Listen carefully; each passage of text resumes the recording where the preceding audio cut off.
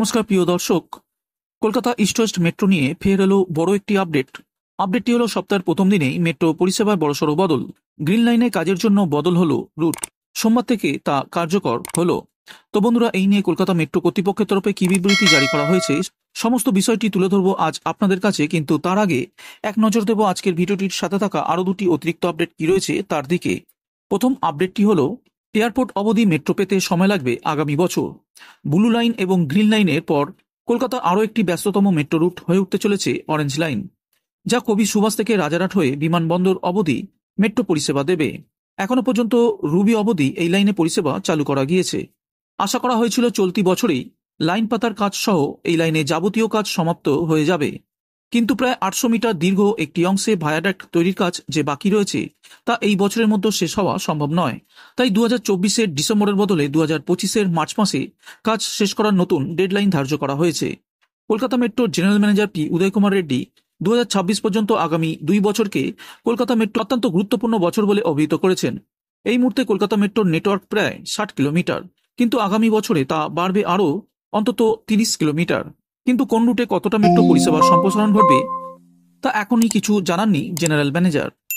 Orange লাইনের সর্বশেষ update অনুযায়ী এই লাইনে কবি সুভাষ থেকে রুবি পর্যন্ত 5.5 কিলোমিটার অংশে যাত্রী পরিষেবা চালু রয়েছে। রুবি থেকে মেট্রোপলিটন মোড় পর্যন্ত 4.5 কিলোমিটার অংশের কাজ প্রায় শেষ। এই অংশে যাত্রী পরিবহনের জন্য কমিশনার অব রেলওয়ে সেফটির অনুমোদনও মিলেছে।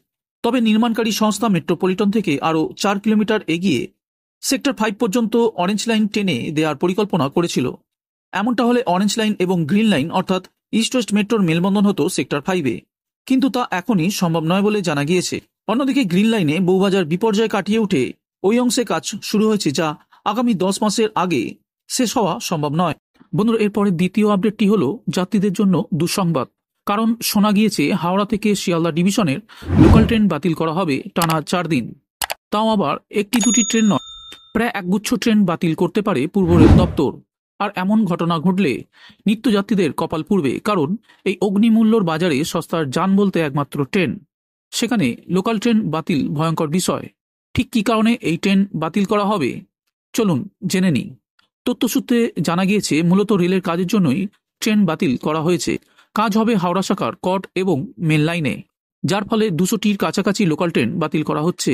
জানা গিয়েছে মূলত মোসাগ্রামে রেলের কাজ চলবে।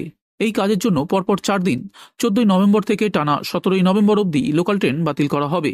হাওড়া মেন লাইন এবং কট লাইন মিলিয়ে 186টি লোকাল ট্রেন বাতিল করা হতে পারে।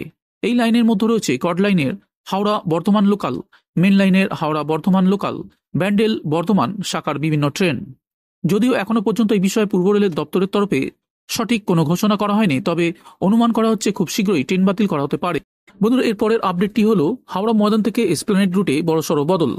সপ্তাহের প্রথম দিনেই মেট্রো পরিষেবায় বড়সড় বদল আনা হয়েছে। গ্রিন লাইনে কাজের জন্য বদল হলো রুট, সোমবার থেকে তা কার্যকর করা হয়েছে। একটি রুটে মেট্রো চলাচল আংশিক বন্ধ থাকবে, বদলে ভিন্ন রুটে স্বাভাবিকভাবেই চলাচল করবে মেট্রো। কলকাতা মেট্রো রেল সূত্রের খবর, হাওড়া ময়দান থেকে এসপ্ল্যানেড রুটে মেট্রো পরিষেবায় বদল আনা হচ্ছে। পশ্চিমমুখী সুড়ঙ্গ দিয়ে হাওড়া ময়দান থেকে এসপ্ল্যানেড পর্যন্ত মেট্রো চলবে না।